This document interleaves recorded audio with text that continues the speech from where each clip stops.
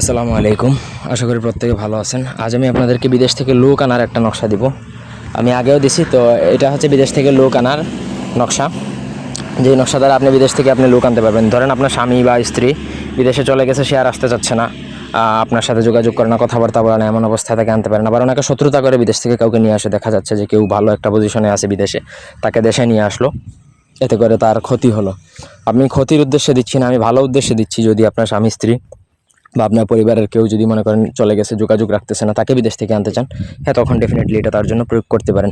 পুরো ভিডিওটা প্রত্যেকে নাটানে শেষ পর্যন্ত দেখবেন। আমার চ্যানেলটা সাবস্ক্রাইব করবেন, লাইক কমেন্ট শেয়ার করবেন। আপনাদের ব্যক্তিগত যে কোনো প্রয়োজন কিংবা যে কোনো কাজ আমাদেরকে দিয়ে করাতে চাইলে স্ক্রিনে দেওয়া নাম্বার আছে, সরাসরি ফোনে, হোয়াটসঅ্যাপে অথবা ইমোতে যোগাযোগ করে বান, জাদুটনা, উচাটন, মারণ, স্তম্ভন, আকর্ষণ, বিদ্বেষণ, বশীকরণ, দোকান বন্ধ কাটা, দোকানের রাজমণি ইত্যাদি সকল প্রকার কাজ করাতে পারবেন আমাদেরকে দিয়ে, দেশ অথবা দেশের বাইরে থেকে।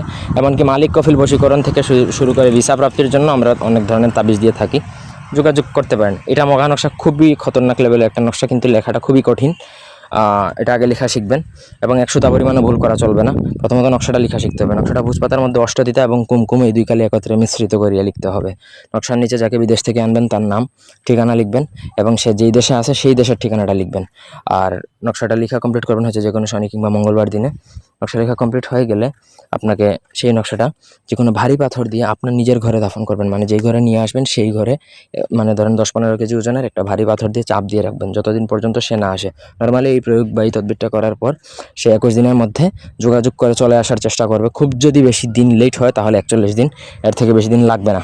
সঠিক নিয়মে যদি করতে পারেন এই বিদ্যা জীবনেও মিস হবে না। তবে আমি যেই কালের কথা বলছি, যেই পেপারের কথা বলছি এবং যেই নিয়মের কথা বলছি, সেই নিয়ম 100% পালন করতে হবে।